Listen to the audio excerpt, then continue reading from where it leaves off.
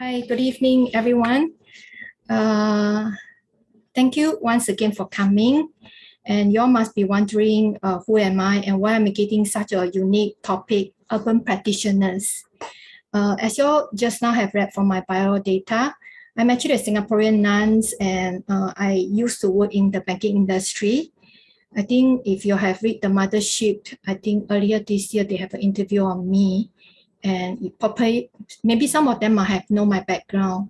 So I was futures brokers and also in the treasury team, doing Asian bonds and all that, and having a very wonderful, sensual life, pursuing the 5 Cs during my time. Because at that time, the economy was booming. So job was good, money was not that difficult, and all we want was pursuing the 5 Cs. And Dharma has never actually crossed in my mind during my early part of my life. It's only in 1997 where financial crisis happened. It's only then that, when suffering happened, then you start to wondering, hey, start to have existential crisis, thinking of what is the life all about? Then I recall during my poly day, I used to have a classmate. He invited us to his house for Chinese New Year celebrations. And when I went to his house, I actually saw a picture of his dad ordained as a temporary monk in the Theravada traditions. So at that time, when I see his photograph, there's just this sense of happiness arise in my heart back then, but I never pursued the Dharma. But that seed was planted. So when 1997, when things, things change so fast, just like what is happening right now, things change so fast and we get unprepared. And I just wanted to find some peace to help me to manage my life because my portfolio, millions of dollars, overnight, all the Asian bonds turns zero. So it was the kind of stress that we had at work. So I remember my classmate, so I called him. I said, hey, can you ask your dad to help me to arrange a monk? I like to talk to a monk, try to find some solutions. So he arranged, and being a non-Buddhist then, he still remind me, hey, he called me Sally. My name was Sally. Sally, when you go and see a monk, right, you cannot put on makeup, you cannot wear high heel, you have to wear very decent. All this very simple thing he has to warn me beforehand. So anyway, I went to see the monk. So I told him my issues. Then before we end the conversation, he said, sister, maybe your stress by practicing meditations, it might help you. So that strikes a bell in me. Meditation, a new words that I heard. So with that in mind, I still didn't pursue anything until end of the year, because at that time, going for 2 holidays a year is part of my life. It's like, my wish was to travel the whole world. So that year end, I decided, okay, maybe be a little bit conservative, save the money, because we don't know, very uncertain. The situation is very uncertain. So I decided to participate in the very first meditation retreat I had at Sri Lanka Ramaya Temple then. And that 7 days actually helps me to open my Dharma eyes. And from there onwards, my faith with the Dharma has never declined until today. So to cut the story short, that is how I get introduced to the Dharma. It is through sufferings that I try to find peace. And because of this searching, that I found what the jewels in the Dharma, which is cultivations of our mind. And that leads me into the Dharma path and leads me on to pursue meditations as my main core practice. And I've been living overseas most of my time, mainly in Myanmar, but I've also traveled to many countries like Thailand, Nepal, China, Taiwan, to explore the different traditions and different types of practice. So being a Singaporean, a very city person, I went through a lot just to find the peace. initially, the first few retreat was very good. I call it I would term it like the beginner's luck. You know, when we do something beginner's luck, we always like get good result. But when you try to get serious about it, that's where somehow things don't get smooth. Then you start to question, can I be a practitioner or not? I mean, you know, the teacher keeps scolding us, you have big ego, you know, you have a lot of things to change and things like that. Then you start to question, and people around you, especially the foreigners, the third world country, like, you know, the Thailand, the Burmese, the Tibetan, the Nepalese, because their life is so simple, their mind is simpler than us, their progress is fast. It's like the teachers give the same instruction, they can do it, but somehow I can't. And I was trying, being intellectual at that time, was like trying to understand what went wrong, and we try to scrutinize the whole methods, be it anapanasati, metta, or anything, you know. We try to understand the method and see what's wrong with the method, but forgot to know that actually, because I myself, I'm not ready. It's not the issues of the method, it's my heart, my mind, my habits that I have not transformed. And I went into the Dhamma proper, and that have cost me many years just to learn this painful experience. And that's why I thought, after what I went through, I think many of you all are pursuing the Dhamma path, which is very admiring. And being a Singaporean and wanting to pursue the Dhamma path, we are being blessed with a lot of good practitioners, very high masters that come into town, or we can travel to overseas and being taught by all the great practitioners. And we admire their practice and we try to practice what they teach. But somehow or other, I think many of us, including me, you know, during the initial stage, it's like I try to follow what I was being taught, but somehow the progress is, it could be slow. It could be like, I'm not getting the peace that I wanted or the teacher's promise. When situation happened in my life, my mind is still the same. I cannot handle. And people around me, I'm still like a thorn, like, you know, I cannot blend into the environment peacefully. And, you know, there's still a lot of this kind of struggle, and we have doubts what's wrong with the practice. So with that in mind, I thought during these 4 sessions, I would like to share with you what I have went through and what have benefited me being an urban practitioner, what we can do using our urban lifestyle, because currently we can't go overseas for retreat, a long retreat. So we have to use what we had in our daily life to be part of our practice, so that we are not talking about the high-end practice. I'm talking about really the mud, the base, the foundation. In the Theravada tradition, we do not have such thing as preliminary practice, but the Tibetan tradition, they have preliminary practice. So I like to simplify it very, very simply to urban practitioner preliminary practice, how we can do so that we can blossom as a lotus in, at least for the daily life, in the preliminary.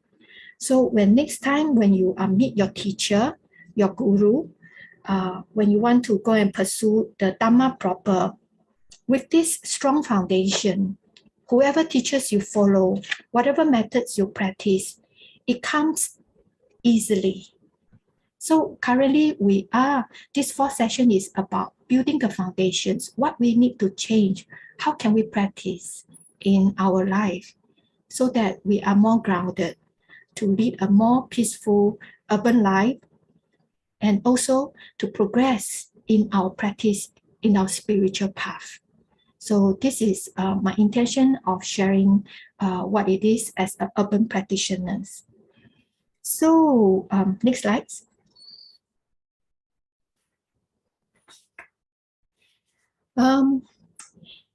urban practitioners, lotus. If you see the poster, I put a lotus. Because without mud, there is no lotus. We want the lotus, but we always don't want the mud because it's dirty. But then it's the mud that help us to, without the mud, without the nutrient from the mud, there is no lotus at all. So whatever we had right now in our daily life, it is our mud.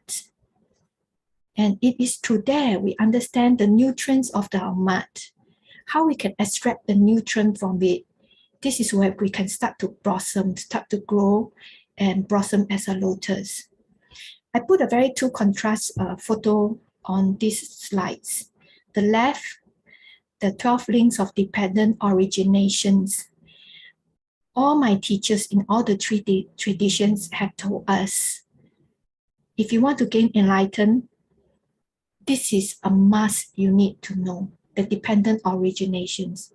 Across all three traditions, if you want to get enlightenment, you want to get nibbana, you want to become a sotapan, you must know, not just knowing, but really practice and experience what it means by the 12 links of dependent originations.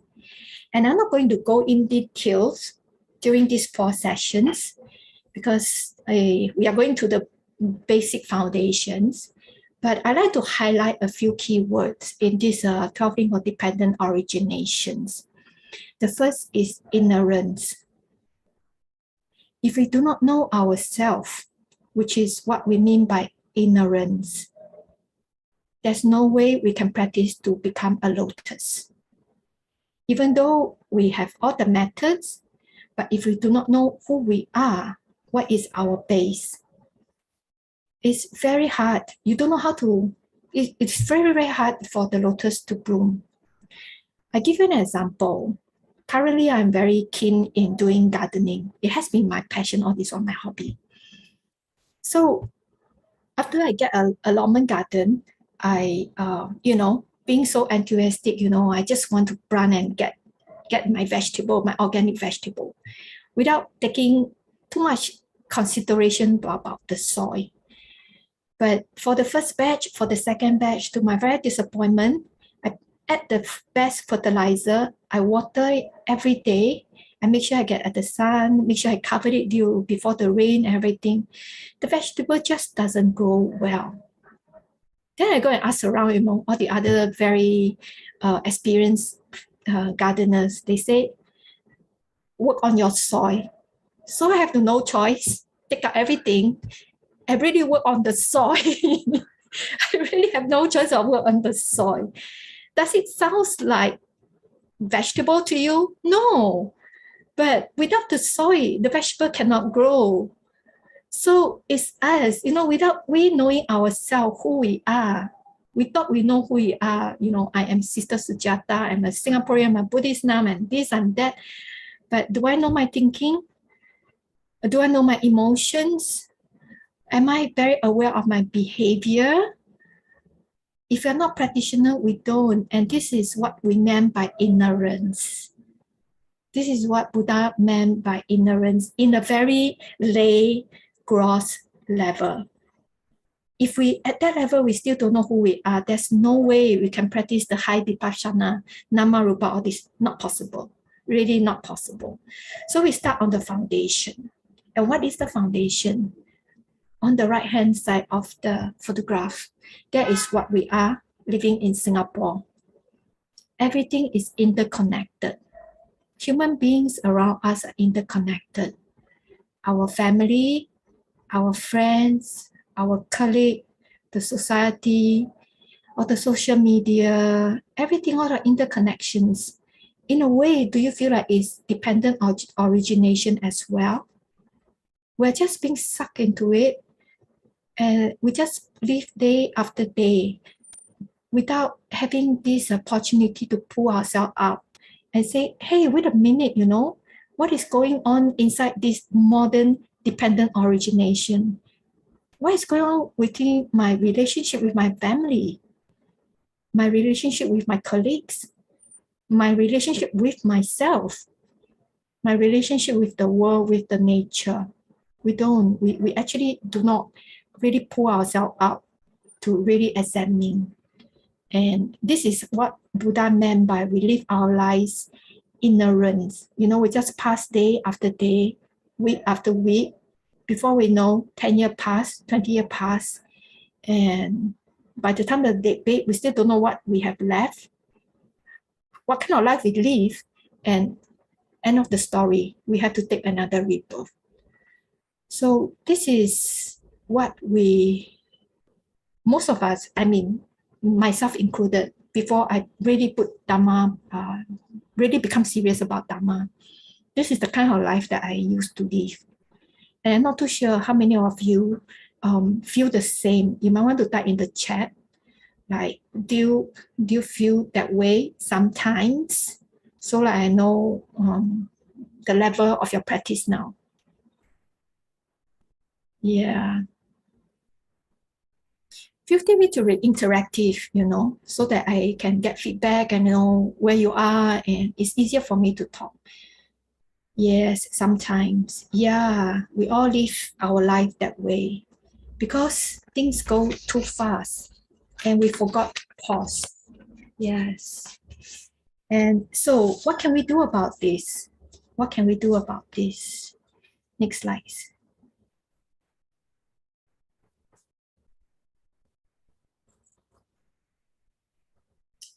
I try to keep the talk as simple as possible. So I've been thinking of what to share that is important, that we need to know, no matter how simple our practice, how gross our practice, is the concept that we still need to know to help us to progress in our path. And I decided to talk about the 3 marks of existence in the first 2 talks. Today, I will talk about Anicca, Dukkha, and the non-self. I'll be talking about it on the next sessions, the next week. Why I picked this Anicca, Dukkha, Anatta? Being a Buddhist, we definitely will hear this term again and again and again. And why is important? Why it is important? Anyone want to try? Can type on the chat group.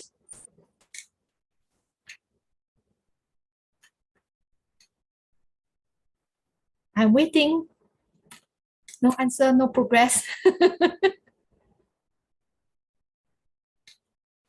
Why Anicca, Dukkha, Anatta is important?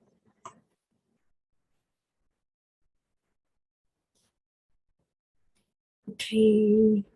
Since everybody is okay, we suffer because to motivate us to practice. Okay, yes, that's right. From the Buddhist words, yes, understand all 3 leads to Nibbana. Nibbana is a state of mind that we all wanted to go. How to go? I hope to cover all this in these 4 sessions as a lay practitioners in the city life. So why these 3 marks are so important? It's a law of nature, yes. Things change, it's more expected. Understand what we are going through, yes. Thank you for the feedback, thank you.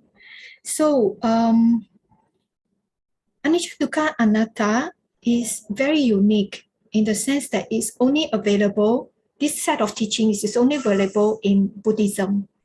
You will never find this set of teaching in any other religion, Anicca, Dukkha, Anatta. They might talk about anatta, but not the kind of anatta that Buddhas talk about. So to know whether this set of teaching is it Buddhist teaching, normally we will counter check the parables teaching. Are they talking about anicca? Are they talking about dukkha? Are they talking about anatta? And anicca, dukkha, anatta, these 3 marks, plus the 4 noble truths and the noble eightfold path, these are the foundations for our Buddhist practice. These are the few very important foundations. Anicca, Dukkha, Anatta is the universal truth. Somebody have said. It leads us to Nibbana. Yes, you all have answered correctly. And to lead us to Nibbana, Nibbana is talking about peace and happiness, bliss. And over here, I'd like to sidetrack a bit to talk about there are two types of happiness and two types of bliss. And there are two types of Dhamma. The first type of Dhamma, I call it mundane Dhamma. Mundane Dhamma are the Dhammas that teach us, such as 5 precepts, you go and do dana, go and do charity, things like that. That by doing so, you become a better person. And by doing so, you are accumulating a lot of good merits for yourself. So that in your future lifetime, you can reborn as either a human being or as a Deva in a higher realm. There are 6 realms in the Buddha teaching. The higher one is the Deva, Asura. Asura is the fighting god. They're very jealous, but they have a lot of merits. The third one is human being, which is where we are now. Combination of suffering and non-suffering. Happiness and not so happiness. Then the next one will be animal, ghost, and hell realm. I like to share one story that my teacher shared with us. My teacher is a very, very good practitioner. So he has, one of our practice is to see our past life, to understand cause and effect. So while she was practicing, she was sharing with us, she said, there are more deities out in the Deva realm than the Deva. Why is that so? So everything. Why? Actually, the answer very simple. Because he say, there are more people, there are more female that go to the temples. Even for charity drive, they always have more female than male that go and do charity work. Go and sweep the floor, go and mop the window, all these small little things, and cook some food and serve the food in the temple to the monks and nuns.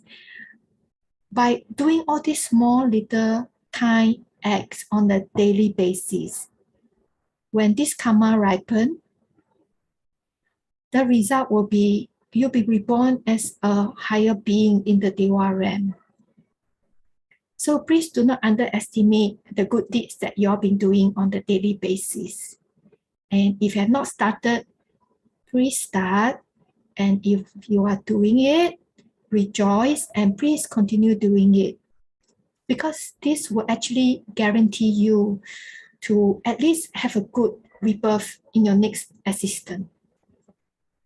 This is what we call the mundane Dhamma, mundane happiness. And being born as a Deva, you don't have to work. You want food, you just need to think, and food is in front of you.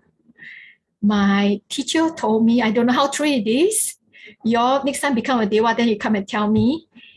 If you become a Deva, automatically have 500 deities by your side, 500 consorts, 500 deities will be yours. You want this kind of life or not? You want, then please do a lot of good this lifetime. Yeah, this is what we call the mundane Dhamma, mundane happiness. And there's another set of Dhamma. We call it ultimate, super mundane Dhamma, ultimate happiness. That is, even rebirth as a God, as a human. Some of them experience a very good life as a human. So they think that, next time I still want to become a human.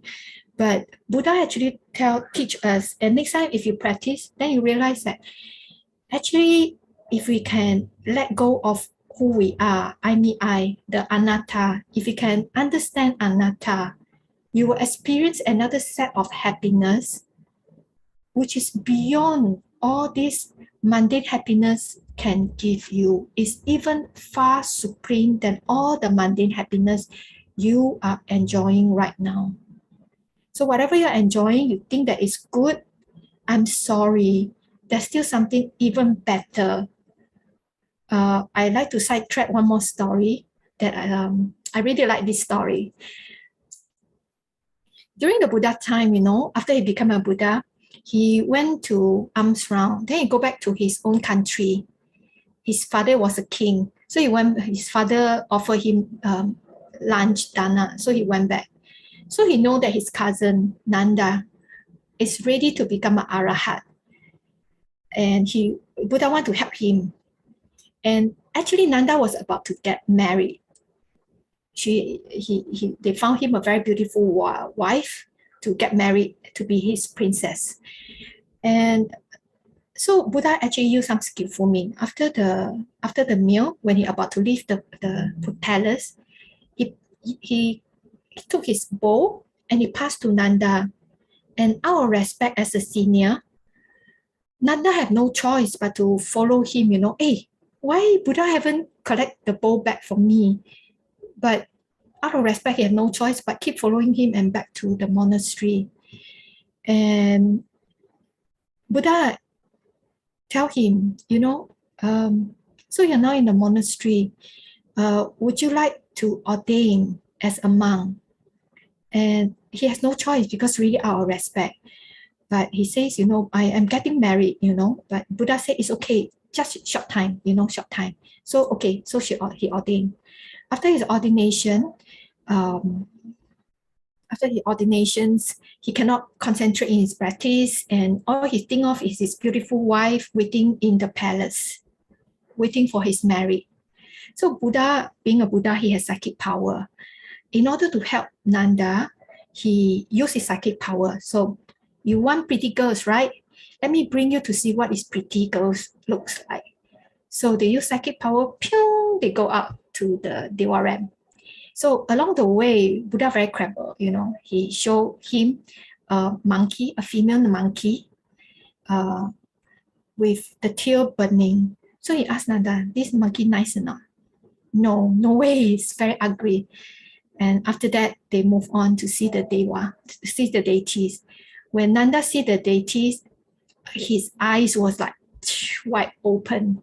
And then Buddha say, comparing to your wife to these deities, which is better?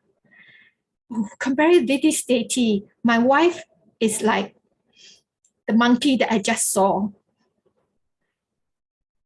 And do you want these deities to become your wife? Certainly I want. Okay, you want?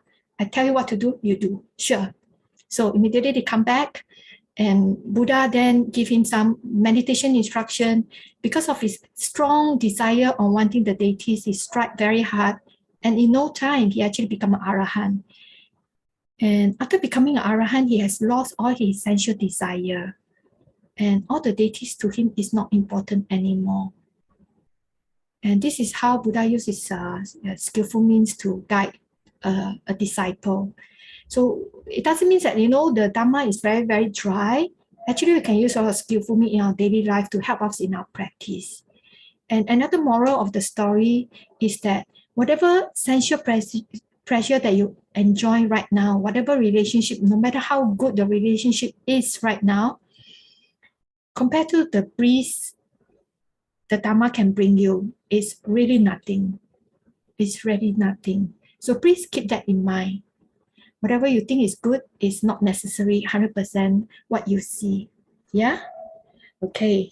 So another important point of why these 3 marks of existence is important, because if anyone will go to meditation, there are 2 types of meditation. One is samatha, which is calm abiding, and another one is vipassana.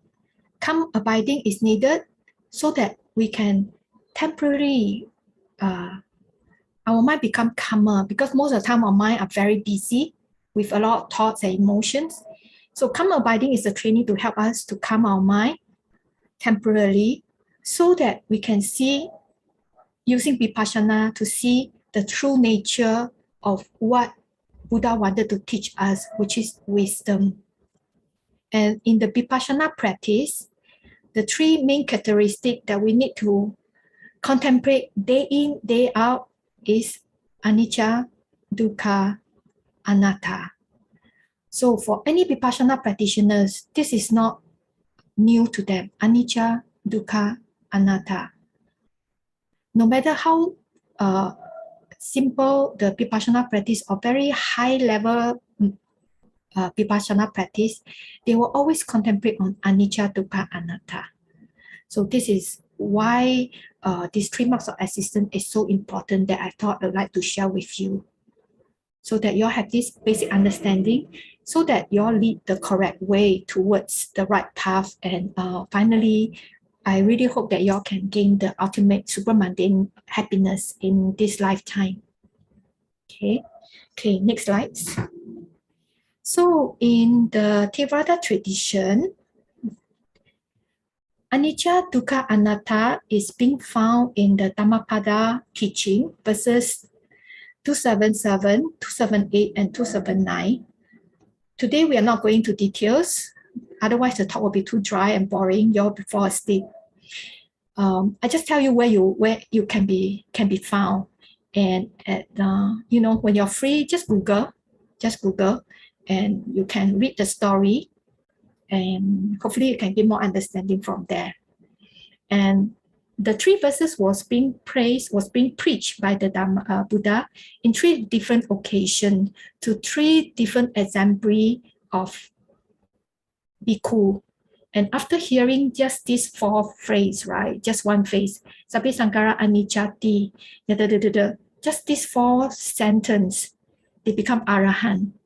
So now you all have 3 chances to become Arahant today. Yeah, this is how powerful this Anicca, Dukkha, Anatta is. Okay, next slide. So what is Anicca? Anicca in lay term is called impermanence. I give you a minute or 2 to contemplate on this phrase that I pick up. Whatever is will be was. Think in your life. Whatever is will be was. Is it true? Is it happens to almost everything that you had experienced? Even now, we are having this Dhamma session. It is, but the chanting that we had a few minutes ago is already was. The Dhammapala that I just showed on the previous slide, it was is, and now it is was. So actually, we don't have to hold things in our life so seriously. Like even you're having a relationship right now, and let's say your relationship is having some issue, to you it's the most important thing right now, that makes you so suffer. But you look back, your primary school, your secondary school, were they important to you? It was back then, but is it important to you right now? It was just a memory. Do you have to try so hard to make things the way it should be? Of course, everything is conditioned. Later I will talk about it, cause and effect.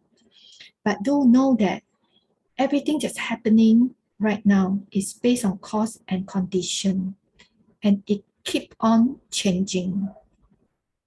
And that's why Buddha say impermanence. A minute ago and a minute later is no longer the same. You look at your environment right now, like where you are sitting. Probably you're watching the screen, and I don't know what went through in your mind. Look at your mind right now, okay?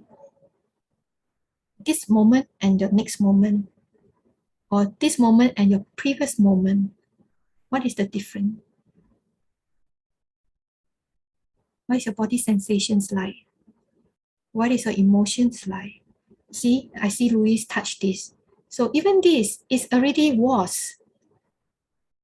Yeah, everything is was. It never lasts long. But then if we don't know the Dhamma, we always want things to be permanent. We always perceive that things are permanent. My father is permanent. My wife is permanent.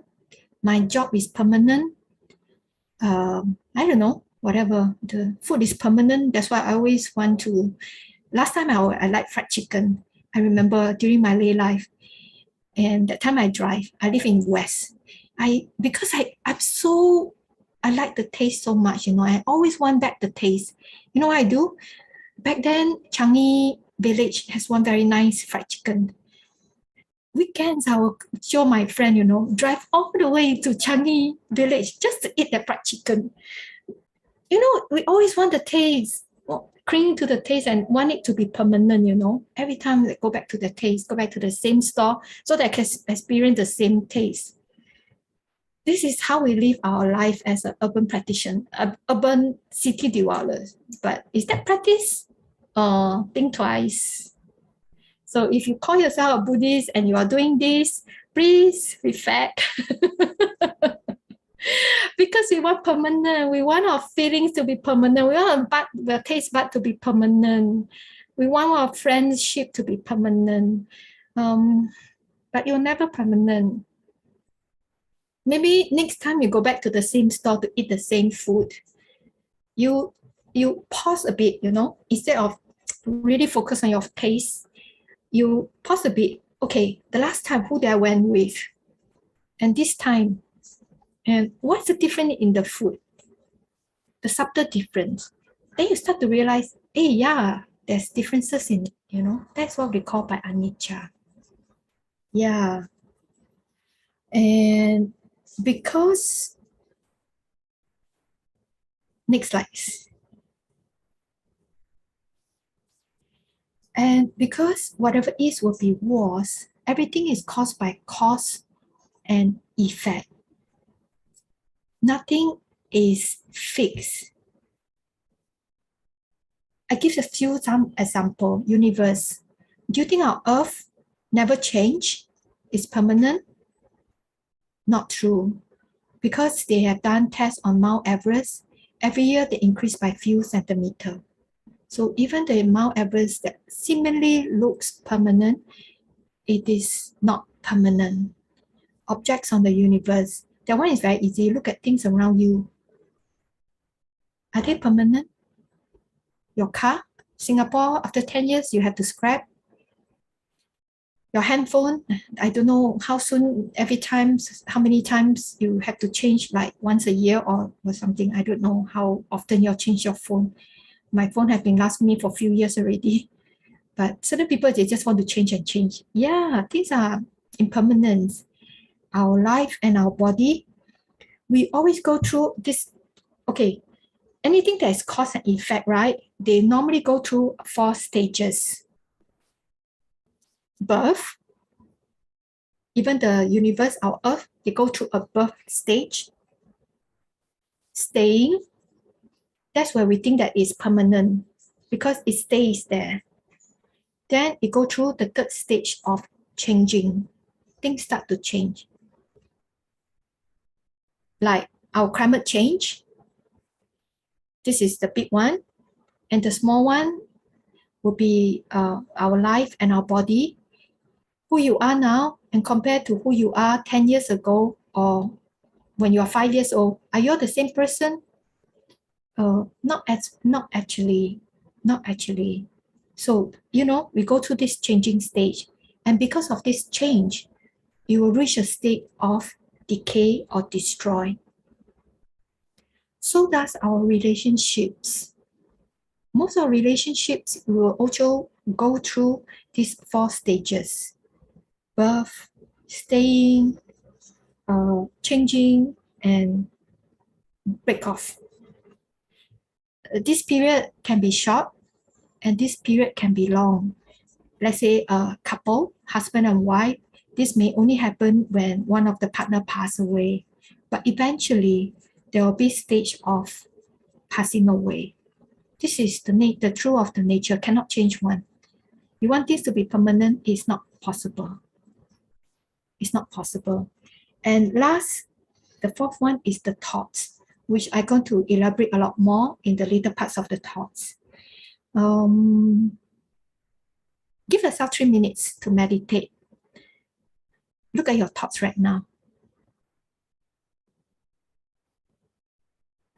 Don't control. Waterfall is okay. Monkey mind is okay. Just check, are they permanent?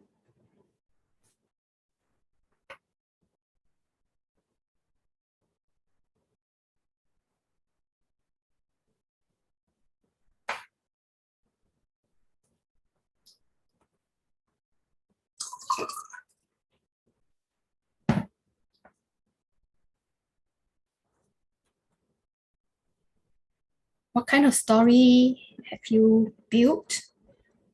You probably have objects, and from there you start to have sub thinking, about the objects to form a story. This is the nature of an untrained mind. This is the cause of a suffering, and this is what we can do as urban practitioners to really work on it, which I go to share later. On check next slide, please. So you think Buddha teach permanent just to let us know, oh, things are permanent, change, change, change, change, change. Not so simple. Buddha wisdom not so shallow. He actually wanted us to understand impermanence in two deeper level. One is because things are impermanent, we are going through a stage of constant rebirth. Life might seem to be just one lifetime to you. And I think certain people might argue with me, I cannot see my past life. I don't know what's my future life. What makes you so certain that, there's a past, present, and future life? But then look at yourself and look at your sibling. Let's say you have siblings. Both come from the same parents. You have the same genes, same DNA. Are both of you the same? Same character? Same liking? No. These are the signs that we come from different consciousness, just that we take rebirth in the same family. And during our meditation practice, we actually trace our past life to check, to understand the cause and effect. And there are books in the market also, not just a Buddhist book, many books, many past life, many masters or something like that. I read a few where they talk about, there are past life and the present life. And why is it important? It doesn't make it. Why is it important as an urban practitioner? Because whatever you do, action, speech, and thought, whatever you do now, cause and effect, it will affect who you will be a later part in this lifetime and your future life. I'm studying in the university right now. So last semester, we studied developmental psychologies. And my prof showed us two videos. I wanted to do today, but I don't know how to upload. So sorry, no video. Next week. He showed us two videos of two seniors because we are talking about adulthood. So to cut the story short, it's like one of the seniors, he take care of his health. He take care of his diet, his lifestyle. And the other senior don't. 10 years later down the road, one had diabetes, one without the diabetes. And the one with diabetes, he still don't take care, don't change. He don't change. And 20 years later, what happened? He lost his leg, he lost his eyesight. Cause and effect, because he don't want to do anything about it. In this lifetime, you already can see cause and effect. If we don't do anything about anything right now, we already can foresee what will happen to you, your future. Because I'm learning counseling, so been talking to people. Let's say for people engaged in a relationship, which is very real for urban practitioner, we have certain set of habitual patterns, certain ba'u, I call it ba'u, your thinking patterns, your behavior, how you express your emotions. If people, you already, if your partner keep telling you, can you please do something about who you are? Because you always like to point finger at others. It's your fault, not my fault. Always other wrong, not me. But look back, what kind of behavior patterns I am throwing to other people that cause the relationship to sour. We never think of that, the cause and the effect. We always think that what I want in my relationship, I want a permanent relationship. This person belongs to me. But didn't apply the cause and effect, this anicca, into it, that whatever actions they put into the relationship, it actually affects how the relationship will turn out, cause and effect. So by understanding anicca, applying in our daily life, it really helps, even in the mundane happiness, it helps us tremendously. And I thought this is really the beauty of the Dhamma teaching. It brings happiness to your present life and also the future life. So anicca, very important. Cause and effect, past, present, future. Whatever you do now, every decisions that you make will determine what kind of future you will be. Even in some study that we study, there are some research, 10, 20, that kind of 30 years research. Sometimes the psychologists, by looking at the child, they already can predetermine what kind of life the person will have by just observing the behavior. So wherever you are now, you are at the present, whatever kind of future you want, you can do something about it right now to have the kind of future that you want. So this is how we can apply anicca into our lay practice as an urban practitioner to help you to lead a better life, at least for this lifetime. At least have taste some sweetness, if you do not wish to pursue further into the super mundane. Okay, next slide. And everything is interdependent. Everything is interdependent. What is interdependence? All things are co-interrelated. Like our gathering right now, because you spend the time, I spend the time, we have this technology of Zoom, and that's why we can get together to create this wholesome karma together. This is interdependent. Without you, I'll be just talking to a screen. Without the computer, we cannot get together. So whatever happened in our life, cause and effect, interdependent. And a change on one condition will cause changes in the whole equations. Let's say in a relationship, I would like to use back the relationship because this is where most of us will experience in daily life. A kind word from one person, from one partner, the whole relationship will start to change in a positive way. This is interdependence, the beauty of interdependence. So everything is in our hand. Our destiny is in our hand. No such thing as one person decide for us. Don't go and say, 这是我的命，我上辈子欠他的. It's not like that, okay? It's in our hand. True karma play a part. Partial is karma. More important thing is our thinking, what we are doing right now to change that karma. Even there's a lot of bad karma happening, you can do something about it to create the wholesome circumstances for things to change. In fact, my Burmese teacher kept telling me there was one period of time there are many bad karmas happened to my life. So cannot meditate. Really, the mind just go haywire. She just gave me one simple advice. Sister, just go and do a lot of Dharma work. So back then I was staying in Myanmar. So we do a lot of monastery chores. So my whole day really just spent on doing monastery chores. And each time when I do the monastery chores, I always say that, whatever I do, I offer to the Triple Gems so that people can come here and practice happily. I like to do gardening. So even in Myanmar, I spend a lot of time taking care of the roses in the garden. So I create a beautiful garden. I say, this is a mandala I offer to the Buddha. So happy. And normally after a big project like this, when I go back to my sitting, Nothing changed. I didn't change my meditation method or anything else.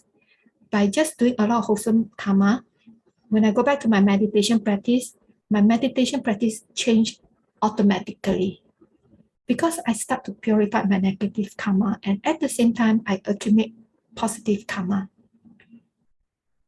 And this is how interdependence can apply to ourselves right now. So we are now living in Singapore. They say because of COVID, things are not so smooth. Do not give up. Instead, you can think of what I can do in my own small little way to accumulate good karma, good merits. Even by just having a good thought, you are changing your life. If I say hi to a stranger, you are changing your life. Even by, looking at Facebook, instead of looking at all the negative news, you look at all the positive quotes. You are creating the wholesome mindset. That's how we can apply interdependence in our daily life. Don't tell me no time to practice, okay? It's up to you what you want to do. Looking at Facebook, looking at internet, Instagram can practice. Not necessary formal sitting meditation. Anywhere. Don't give me excuse because I am now living in the lay world. I know it can be done. Okay. Any questions so far? No, then I will continue on. Time is running out. Oh dear. Okay. There are two types of impermanence.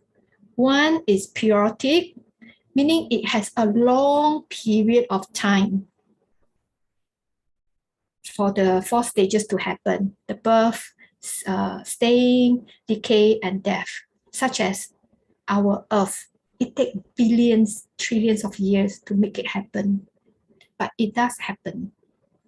And another type of impermanence will be momentary. Ourselves in our body, our hair, and for guys, the beard. If you don't shave for one night, the next morning things when you touch is not the same anymore. These are the signs of a momentary changes that is happening to us right now. Like for girls, maybe you cut your hair, today you cut your hair. 1 month later, you still have to go back to the salon to cut again. Yeah, these are changes. These are impermanent. So this is what I would like to share about impermanence. In short, anything that's subject to cause and effect is impermanence. And don't think that karma cannot be changed because we're past, present, and future. Whatever actions you do right now, it will affect your future, your immediate future in this lifetime, and your long-term future in your future life. So this is impermanence to you. Yeah. Next slide. Can someone like to share your relationships? Very shy, relationships.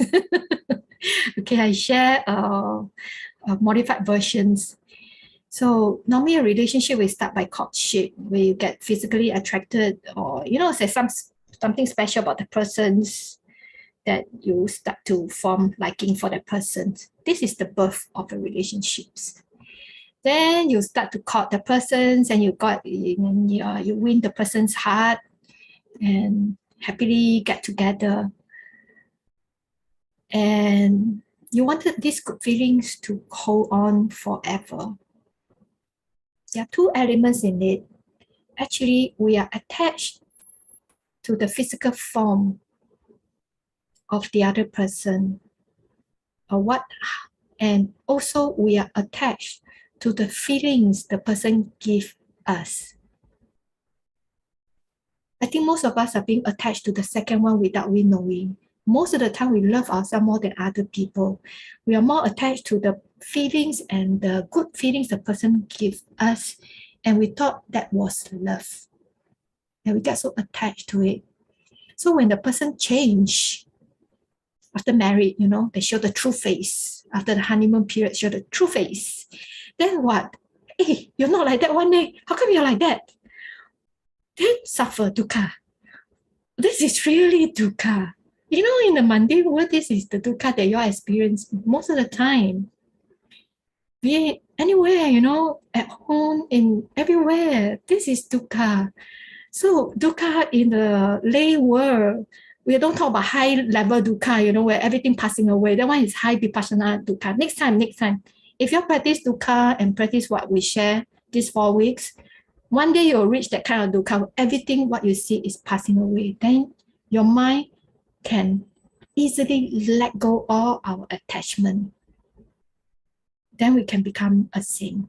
But because we don't see it right now, we think everything is permanent. Like, you know, the feelings I want it to be permanent. If we can't see it even in the very gross way, do you think we can see it in the fine, very refined vipassana practice? Unfortunately, it's not possible. So we always have to go back to the ground to practice the basic. So what is dukkha? Next slide.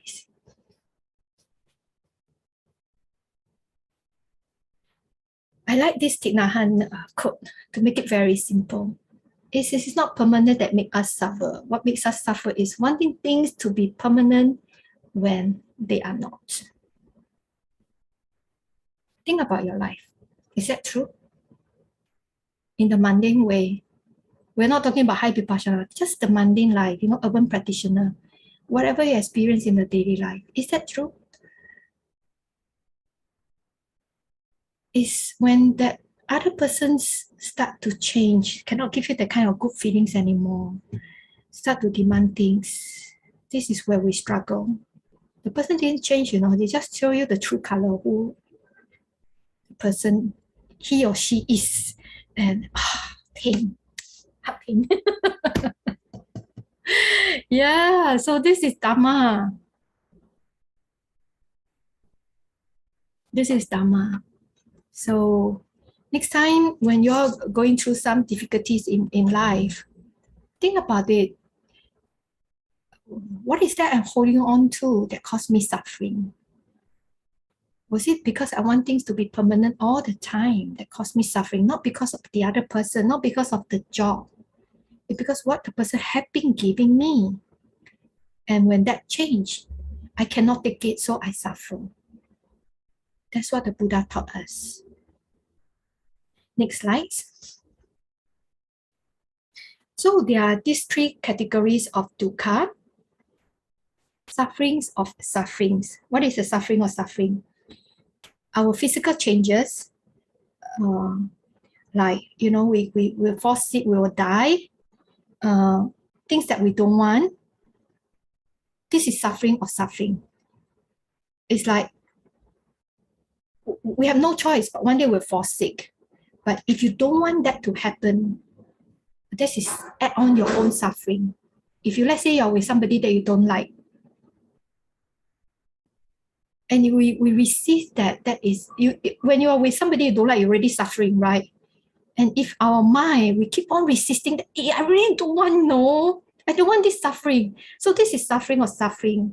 2 layers of suffering. Wow, this one super dukkha. Then the second one, suffering of change, from happiness to unhappy. Let's say you're in a good relationship and things start to change. Or the other person say, I want to break out. From happiness to hell, that is sufferings. Yeah, suffering of change. Then the third one is all pervasive sufferings. All pervasive sufferings is like a universal truth. Basically, as long as things that is cause and effect, things that is in this world, as long as we haven't reached the super mundane, anything that happen in this world, there's always this sense of dissatisfaction. I'm not too sure if you have, even you go out with, you have a good relationship, a good job, because everything went through so well in your life. But then deep inside you, you still think that something is not right somehow. I don't know what, but something is just not right yet. And this is what Buddha said, the all pervasive sufferings. in order to get out of this, we have to practice the super mundane. Otherwise, these all pervasive sufferings, even for the Dewa, they will also experience it. So, in short, the next slide.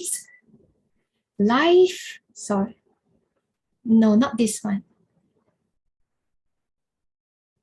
Okay, in short, in our urban life, Buddha has beautifully crafted out what are the possible causes of our sufferings. Birth, aging, sickness, and death, that one everybody can understand. Sorrow, lamentation, pain, grief, and despair. People who went through relationship, very easy to feel.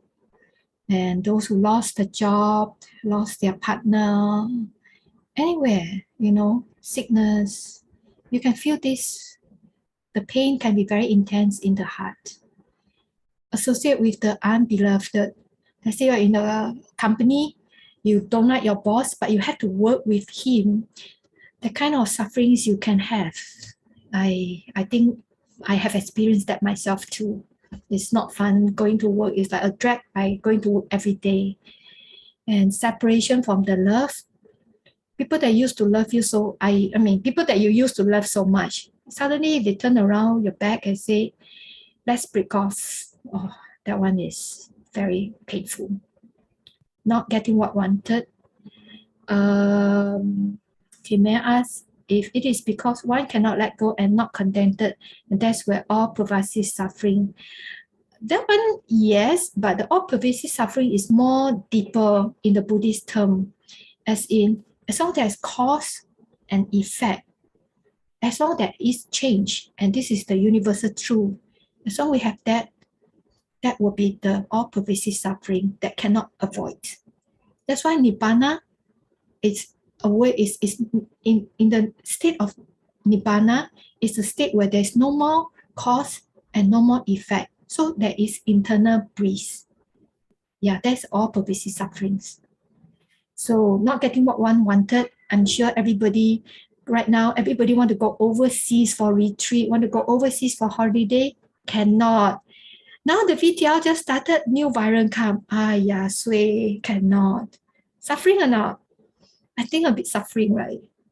Yeah, not getting what one wanted, suffering. Mundane world. So in short, the 5 aggregate of clinging is sufferings. I will talk about the 5 aggregate in Anatta next week. Yeah, so today we are not going to cover that. So next slide. So when intense dukkha life situation happened to you, what happening within us? Most of us only know what is outside. Like we know, we feel, we don't like this person. It's always outside. You are at fault. If I get you out of my life, I will be happy. If I were to get this, I will be happy. If I can go for holiday tomorrow, I will be happy. Is that true? Is that true? Tomorrow I go for my retreat, I'll be happy. True or not? True or not? Check. Yes or no?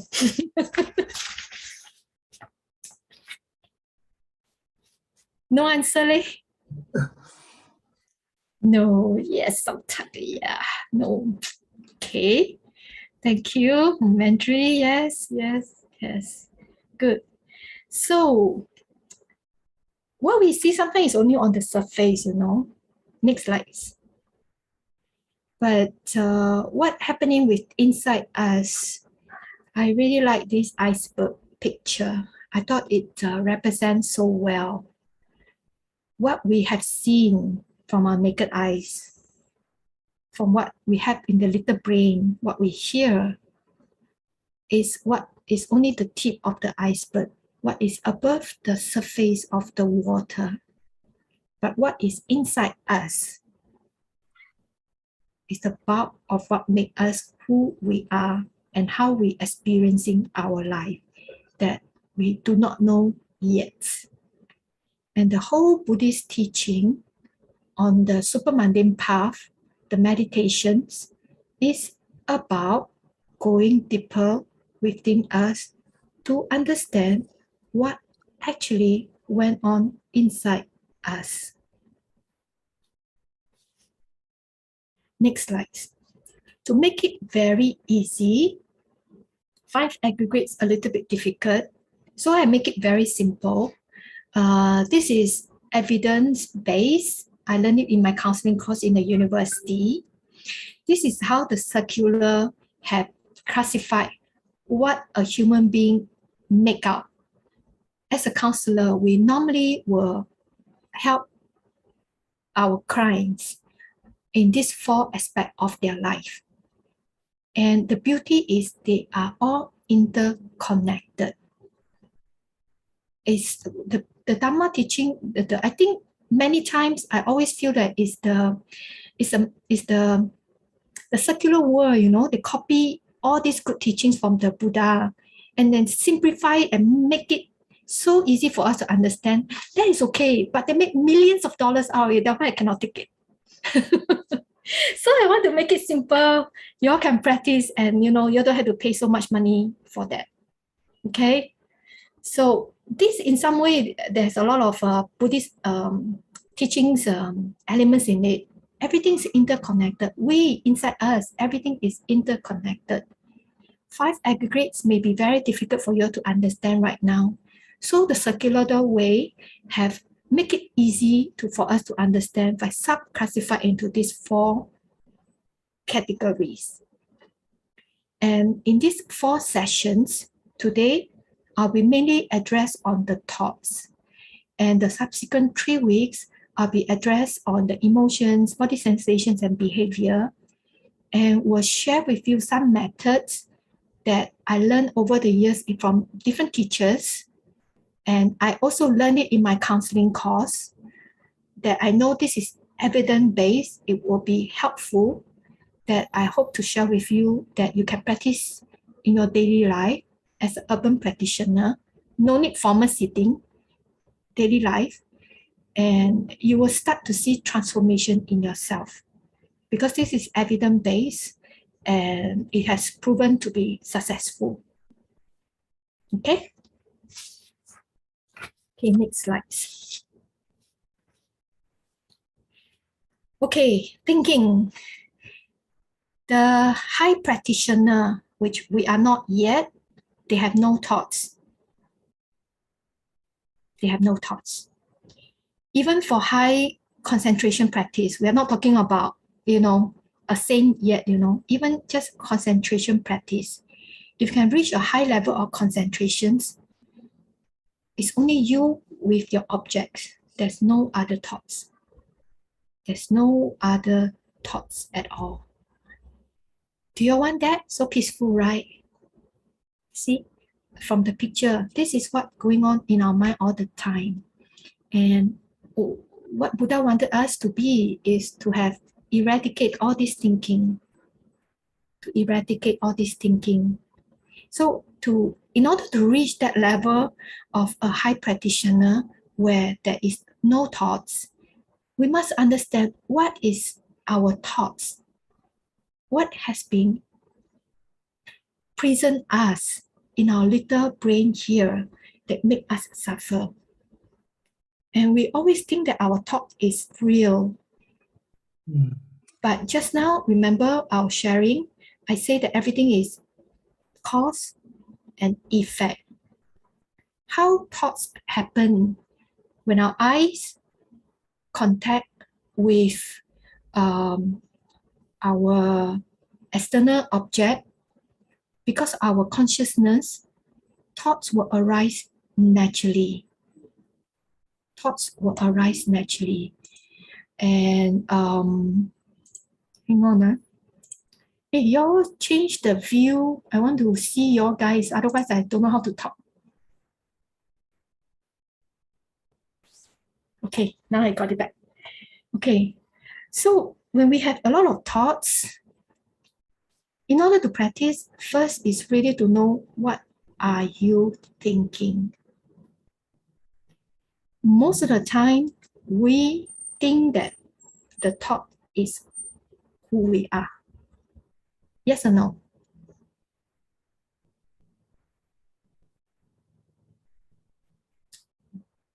We always think. I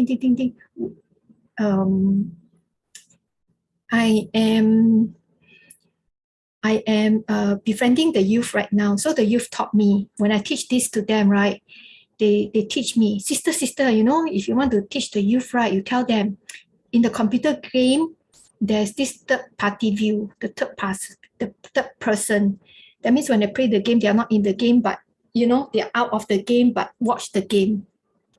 So as a practitioner, as an urban practitioner, in order to understand your thoughts, the first step is watch our thoughts rather than being consumed in our thoughts.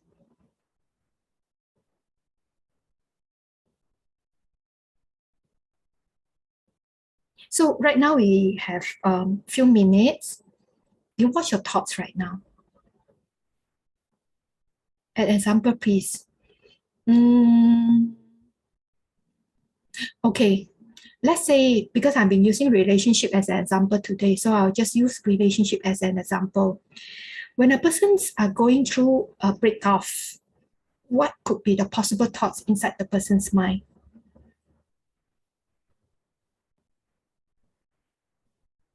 Let's say you love the person so much and the person want to break off with you. What could be the possible thoughts? I want him back. Yeah, he changed the heart. Who is the next person? Who has she fallen in love with? What happened? Did I do anything wrong? What did I do wrong? Yeah, you start to self-doubt. This is, we are in the thoughts. We are in the thoughts. So we are thinking. We keep on thinking and just focus on the object and keep on thinking. This is, we are in the thoughts.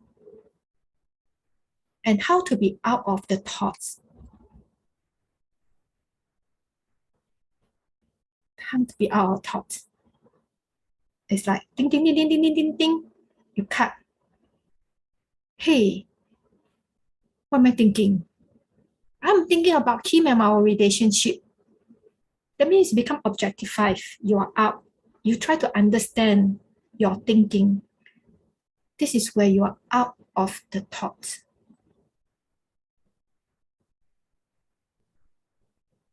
Can understand? So instead of keep on thinking about the object, we pull ourselves out and know what we are thinking. That is out of the thought. Evidence-based, sure will work one. You need to, all you need to do is really to change your habit and just practice. Urban practitioner, please try, okay? Please try. Okay, next slides. After watching our thoughts, another method you can use when the change of thought is just so much cannot stop. This is another evidence-based method that we taught in school. I also learned this in one of the master, thought stopping. You don't have to tell yourself stop. You can think of any word. Hey, thinking. Or something like that, something that you like, become a mantra to you. Whenever you see that you are in the chain of thoughts, stop. Let it be your mantra, stop. Or you can find a words that you like. So instead of being so overly thinking and get yourself so entangled, we trust, not yet reframing. This one is just to stop the chain, to reduce, to slow down. From waterfall, we try to turn our thoughts into a stream so that it's easier for us to manage. Can you try to swim near the waterfall? Impossible. The breath, I will talk about in the later on, the third week behavior. look at our thoughts. Yeah, this is what we are talking now. Today, we are just focusing on thinking. This week, we just focus on thinking so that we break ourselves down into few compartments. It's easier for us to practice. When we lump everything together, we don't know how to practice. But once we compartmentalize it, we can work on it systematically. Okay, so for this, you no need to do anything, but know your thinking, stop it. It's just like, baby brain getting naughty, stop it. That's what most of the parents will tell the children. So treat your thinking as your child. When they behave not the way you wanted, overthinking, we just say, stop it. Stop it. It will come again, stop it. The moment when you stop it, we actually break the momentum. Actually, the moment when you say stop it, this is where you have your mindfulness and you have your awareness. We are no longer in our samsara. We are out of samsara temporarily. And the more you practice this way, when your mind getting strength, getting stronger, this is what we call practice our mental muscle. When we want to be physically fit, we need to practice our physical muscle. And doing this kind of thought practice is to exercise our thought muscle, our mental muscle, thought stopping. Okay, the next one, thoughts changing. Okay, thoughts, are they natural? Yes and no. Remember just now the previous slides? If you are not overly thinking, over obsessed to one thing, object, and keep on thinking about it, but normal thinking is okay. It's okay. That means your mind is really have some strength to control your own thinking, and you can progress into the next level of practice. For here, I'm referring to people who has not reached that level yet. The thinking is still overwhelming. They don't know what to do. And by overthinking and keep on deriving it, it can end up in depression and anxiety attack. Yeah. So these are the methods that we thought we can help people who has already deep bottom in the very stuck in their own emotions and thinking and cannot pull themselves out. These are the way that they can self-help themselves, at least to pull themselves up to be healthy, to have a healthy mind. Only with a healthy mind, then it's easier for us to practice Dharma proper, the higher Dharma. If you have, if the mind is still weak with a lot of all this negative thinking, do you think your sitting will be peaceful? It's torturing. You go to a retreat, cannot sit at all. It's very torturing because the mind is full of rubbish, full of thoughts, full of overthinking. So the third one is thoughts changing, positive thoughts and negative thoughts. What are the examples of negative thoughts? Would you like to put on the chat, please?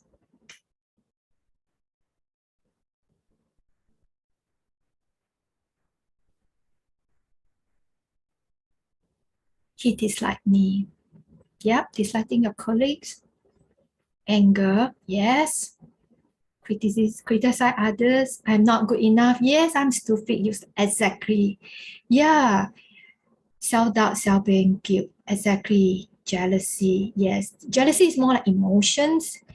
Why things happen to me? Yes. These are all very classic examples of all the negative thoughts. My teachers say, I also think that way. When a person have not trained the mind, how many percent of our mind is in this kind of negative state? Make a guess. Now we always talk about statistics, Every day, first thing in the news, 6 o'clock news is, okay, yesterday we have how many patients, how many money? Yeah, 78. More. Something like that. Yeah, 90% of our thoughts are negative thoughts, untrained mind. Untrained mind. And you say you're pure, you good practitioner, you're good Buddhist. think twice. Our thinking, we are actually creating a lot of bad karmas every day without we knowing. We good or not? No. We are still not a Buddhist yet, okay? Don't be too proud of yourself if you do a lot of dana where you still cannot control your thoughts. You're not really a practitioner yet. I'm sorry. So please, urban practitioner, work on your thoughts, okay? Train it from 90%, drop. Like how Singapore control our COVID. Systematically, we can train our mind. Yeah, Singaporeans are smart people. You know how to do it. You just need to put some effort on it. And just now during Anicca talk, I was sharing, whatever we are now, we can see our future. If you don't change your thinking pattern now, you already can foresee what kind of people you will be in the future. That one you probably PM me, okay? Counseling, we're talking about the thoughts right now. Yeah, but even talking about counseling, these are being taught in counseling. These are treatment plans that we give to our clients. Serious, I'm serious. You don't need to pay $150 to see a counselor. I'm giving you for free now. All you need to do is just practice. Okay, $150 per hour, okay? And usually you see what, 10 sessions, 1,500. Dana to the temple, okay?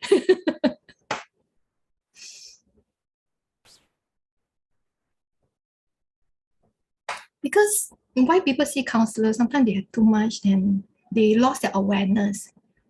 But being a Dharma practitioner, being a Buddhist, one of our foundation is mindfulness and awareness. And if you have this mindfulness and awareness, you can find your own answer. You can lead a good life that you wanted. All you need to do is put all this simple stuff into your daily life as part of your practice. So simple. Really, it is that simple. I tried myself. Last time I always go for all the high teachings, the methods. But then I realized that I'm not going anywhere. So I actually take a break from everything and I go back to all this real basic. And by just spending time on it, on my thoughts, my emotions, my behavior automatically change. And the mind get calm automatically. This is how Dharma works. And you can do that as the urban practitioner on a daily basis by just watch your thoughts. Don't tell me no time. You can do it in the MRT ride to work. You can even do it when you are doing your big business in the toilet. Instead of going through your phone, just put down the phone, the MRT ride, and just know what are you thinking rather than, distract yourself to the screen. This is how we can steal time as a Dharma practitioner in the urban city lifestyle. And with that, we, instead of going into the restlessness, we are actually training ourselves to gain mental strength in the daily basis. And slowly, drip by drip of water, in no time, when the situations are better, when you go for your next retreat, you will realize that for no reason, your practice improves. Because you're putting the real work to change yourself. And this is the real Dharma practice as an urban practitioner. Yeah?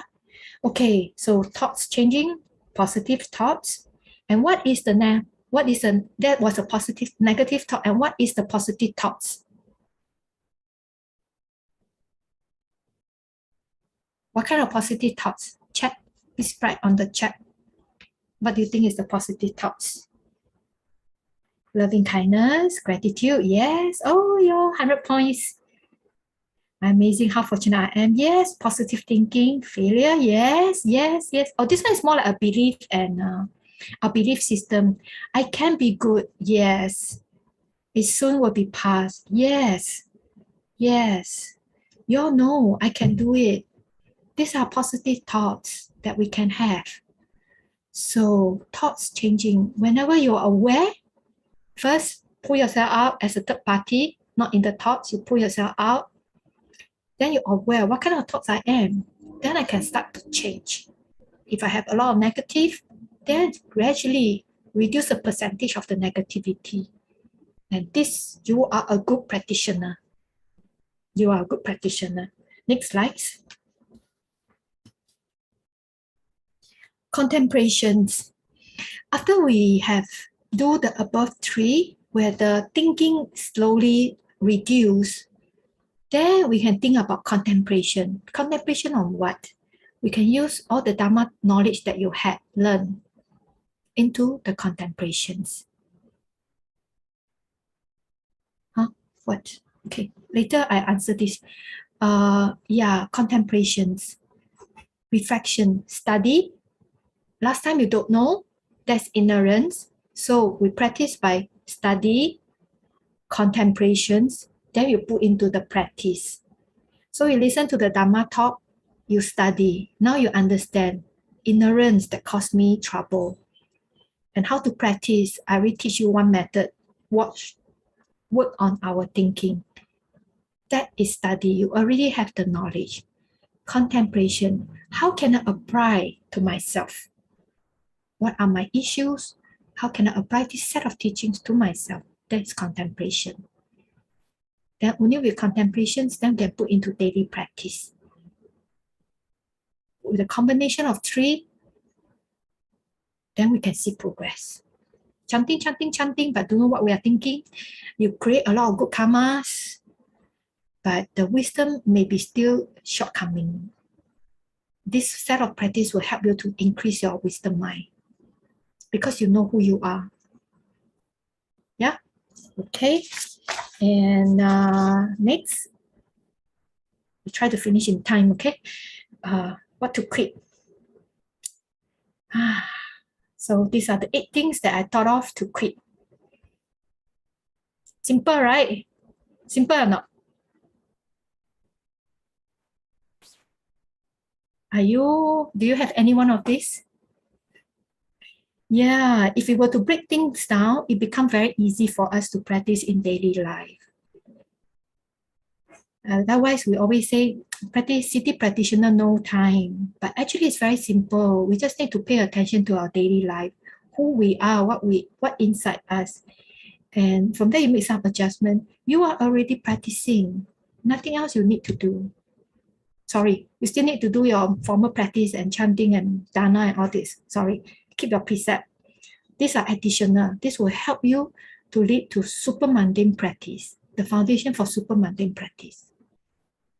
So yeah, please, if you have all this habit, consider to change that so that you have a better future. The next 10 years down the road, you have a better you and a better future life. And the last slide I like to show for today. We are what we think, and what we think is we become. Have a few minutes to think about this. Remember the Noble Eightfold Path, right view, right thinking, right actions. So our thinking comes number 2. How we think will lead us to what kind of life we're going to lead. And whether you're doing correctly, your practice doing correctly or not, it really depends on you have the right view, which we already shared today quite a bit. And impermanence, impermanence rather than permanence. That's already a very important right view. If you know this, then your thinking will be changed, will start to change. Yeah. And this is really practice already. Nothing else you can ask much. Thank you very much for your time. And now we got a few minutes of, homework before we go for question and answer. Homework. What I shared earlier on, Hang on, how to change a fearful mind to positive mind. That one is more emotion. From fearful mind to the positive mind, that is more to the emotional aspect, which I will share on during this month, but the future weeks. Okay. Today we're just talking about the thoughts first. Emotions are pretty more complex, so we talk on the future, more study on the last sessions. So the homework will be, we go back to the previous 2 slides, please. Not this one, the previous one. Yes, this one. Combine the 4, watch your thoughts stopping, thoughts changing, and do some contemplation. This will be the homework for this week. And I hope you all spend a little bit of time every day to try to change yourself. Initially, it's very difficult, but as I say, if you want a good future life, even for your own relationship, this is something you can work on right now. Instead of hoping the person will change their mind to come back to you, why don't you just change yourself?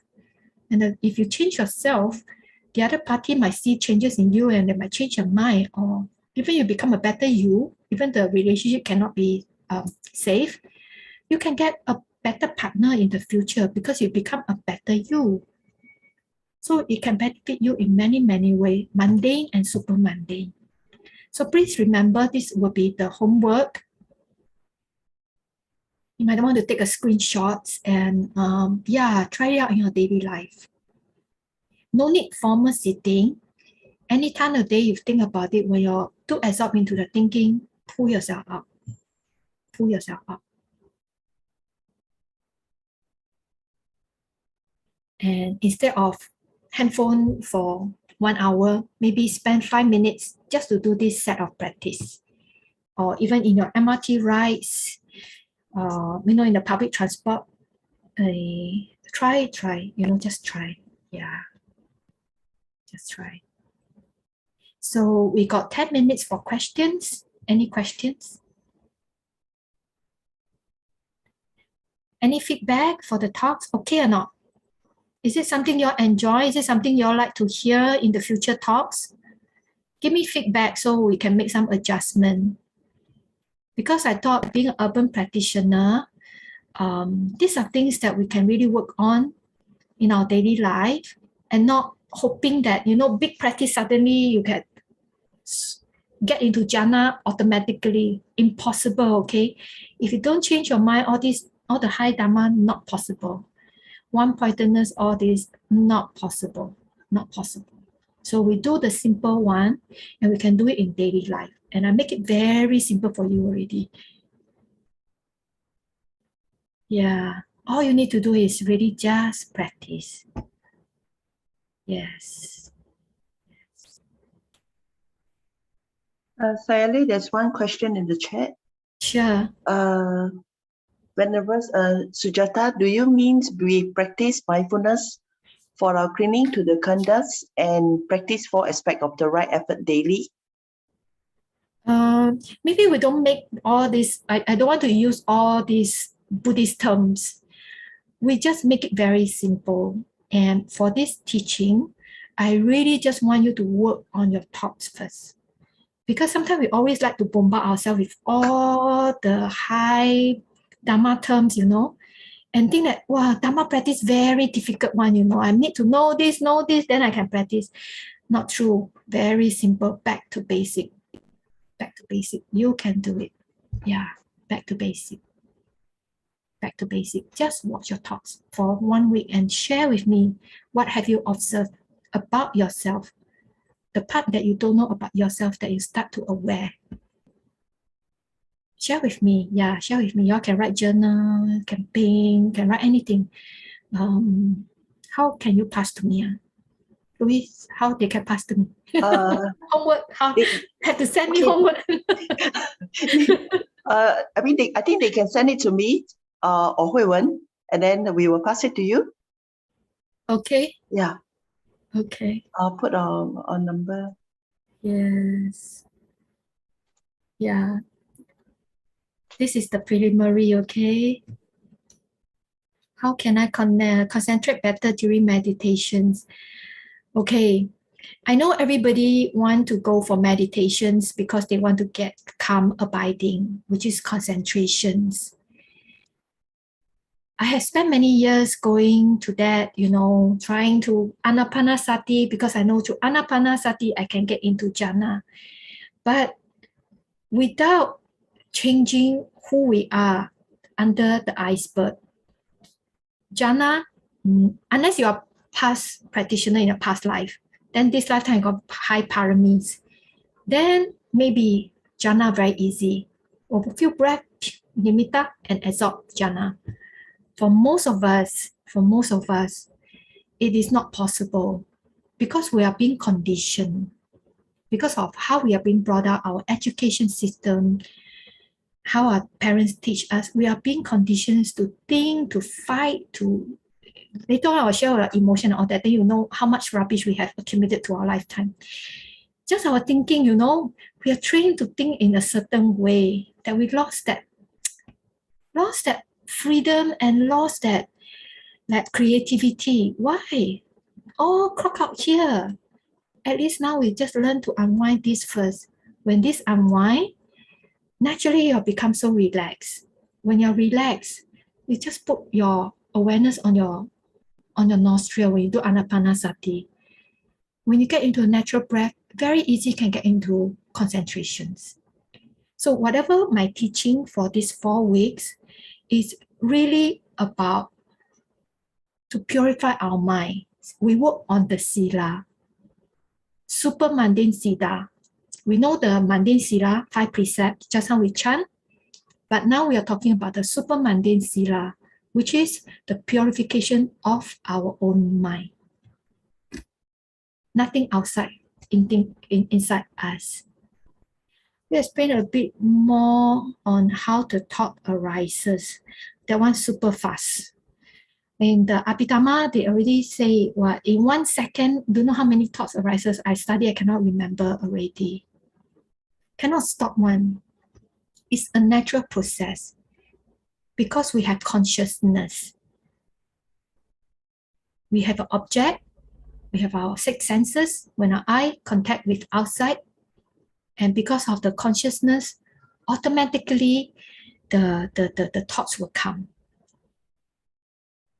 Okay, we practice meditation, help much to watch the thoughts. Yes, it is. That's why I say mindfulness is the key, the foundations of all the Buddhist practice. In these talks, I'm not going to talk about much about mindfulness, but I hope, Louise, in the future, you can conduct like 4 lessons, 1 month, just to teach on mindfulness. I have attended some circular mindfulness course, 6 lessons, very, very helpful. Very simple, not rocket science. You can practice in your daily life, and if you practice, your mindfulness will automatically pick up. No need to walk slowly, so slow until eat slowly. No need. Natural, daily life. How to practice circular mindfulness first. Yeah. Urban practitioner, we talk about circular, because your life is so busy. Don't go into those high practice yet. How you can do it in your daily life first. Build that habit. Then you can go for the higher one. Be realistic. Yeah, we got 3 more minutes. We will invite you again for mindfulness. Yeah, circular mindfulness is helpful. That's very silent. I think there are 2 more questions from just now. Okay. Yeah, so the first is start with being aware of oneself first. And the other one is, could you explain a bit more on how thoughts arise? Okay, thoughts arise just now I shared is very, very fast. It's Abhidhamma practice, Abhidhamma teaching. I don't think we have time today to go through it. But in short, because there's an external object, we have our eyes, and we have our eyes consciousness, and that's how we start to process. Not in the Theravada teaching, but in the Mahayana teaching, I'm sure everybody has heard about Heart Sutra, when Buddha say no eyes, no ear, no tongue, no this, no that. This is what they meant by super mundane. In order to reach that state, First, you must know what is inside this little eye, what is our ear, eyes, nose, tongue, body, and how our thoughts come about first. And in order to know that, we need to understand what we are thinking. Whether you're positive, negative, how much thought I have per day. Remember the high practitioner, no thoughts, They want to think, they think. They don't want to think, they can have no thoughts. We have no control. You don't want to think, they still come. So now we are training how to control that. Contemplations will be like, okay, let's say I think. Then today Sister Sujata share about impermanence. So I can contemplate like, I make my thoughts permanent, It's like I keep on thinking about that person. I'm talking about relationship again. The person just broke off with me. I keep thinking about the person. This is permanent. You make the whole situation permanent. You make the person permanent. You make our thinking permanent. So when you talk about impermanence, would be, hey, I'm keep on thinking about the same thing, Yeah, I keep on thinking, I'm trying to solidify. The whole practice is stop, reduce our I, me, my, but I'm solidifying our I. My thinking. So this is contemplations. You reflect back on what your action is. That's contemplations. Thank you very, very much for your patience and time. Hope to see you all next week. Bye-bye.